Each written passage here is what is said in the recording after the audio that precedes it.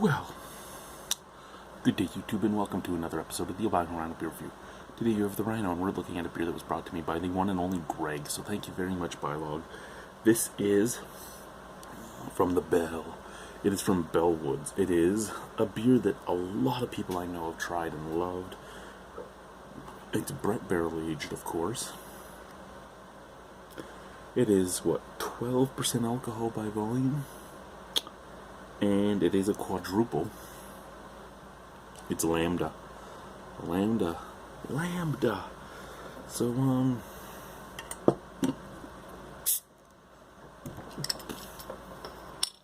let's open her up. And let's pour her into my Cayman Kellish glass. Let's give her a try.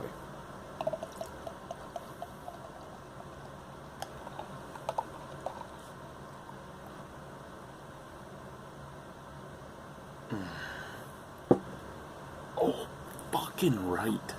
This is the second beer. I did 2 beers tonight. I reviewed 2 beers, this one and one other. And this is the second beer that had the exact same look. And I love it. I love it. I mean, it looks black down here, but it is ruby red. You get that fluorescent light shining in there, and it's beautiful. It is ruby red. Nice. Off-white, mocha-ish head. Very creamy. This is a good-looking beer. This is a good-looking beer. And good-looking beers aren't always good beers, but they have a good chance to be. They score high on visual appeal, so there's a better chance of it actually, being a pass, because it has already scored high on one thing. Now, if it scores high on scent, really it would most likely, no matter what, be a 5. Let's find out.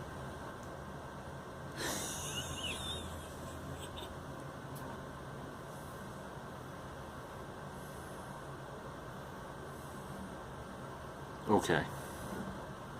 Vanilla. Oak. You get the oak tannins and you get the vanilla right off the nose. You get a little bit of almost like a cherry sweetness with a slight tart and slight funk coming from the Brett.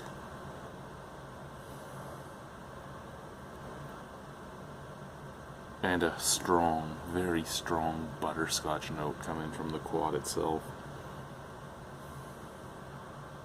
Oh, this smells lovely. Let's try it. Cheers.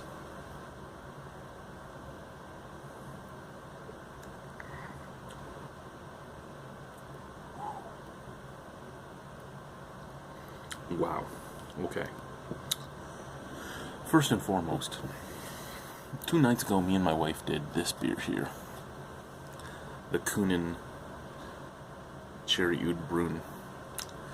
And it was very boozy, which it should be at the ABV it's at.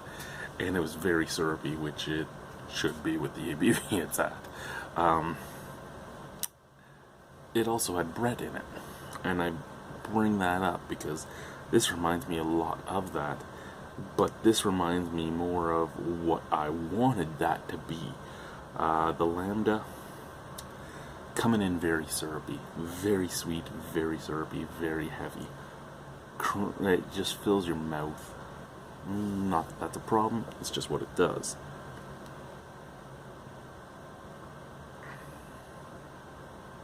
Very syrupy, very sweet. Lots of butterscotch and molasses tasting in there. Then there's a cherry taste with some vanilla. Get that oaky tannin coming in. And there is a slight sour and slight funk still right at the end. Just curbing that sweetness just a little bit. And then left with an oaky and roasty finish and a very apparent alcohol warning. And I think it's the fact that funk and that sourness, that little touch of tart and that touch of funk, which I did not get on the Kunin Cherry Brune, is what makes me like this more than that. I mean, it's still not like other beers from Bellwoods that I'm totally in love with, that gets like 9 and 10s out of 10s. This isn't one of those, but I really enjoy this beer. At what, $10 or $12 a bottle? I forget what Greg paid for it. Well, what Greg charged me for it, which is the same as what he paid for it. At that price, I think there's some things out there that I would rather, well, I know there's some things out there I would rather drink. But to get to sit down and enjoy this right now is a pleasure.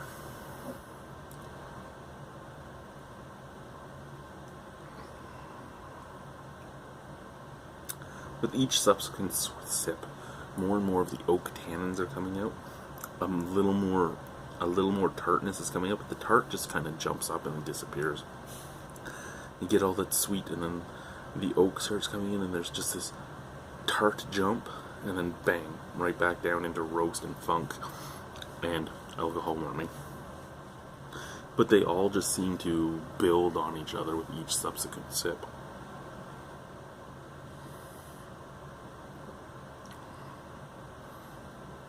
Yeah, I think I gave the Kunin a 5 or 5.5.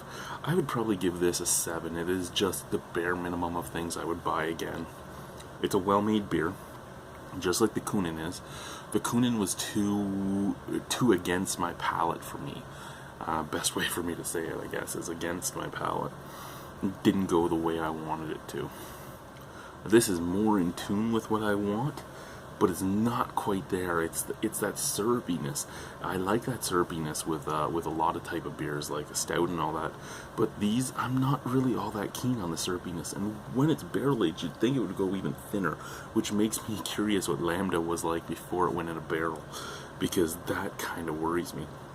But I get some funk and I get some sourness, which is what I want to get on something with Brett in it. So thank you very much for giving me exactly what I want. I don't know which strand of Brett you're using. It must be a different strand of Brett than Kunin uses, or it's had a lot more time to propagate.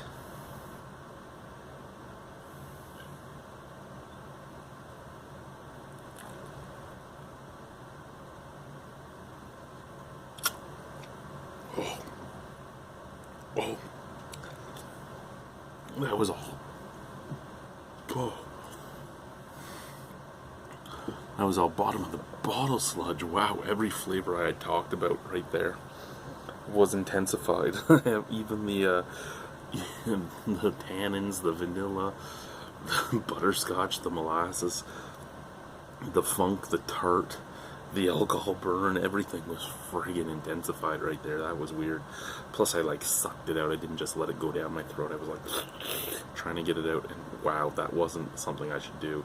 So I've learned that a 12% alcohol beer should be drank just from the glass, so I can get some air in there too. Yeah, like I said, a 7 out of 10. Thank you very much, Greg, for picking this up. I enjoyed it. I just didn't enjoy it as much as I had hoped I would. That's okay though. I still think Bellwoods is one of the better breweries in Ontario, if not one of the best. Probably in my top 5, easily. Thank you guys. Bye.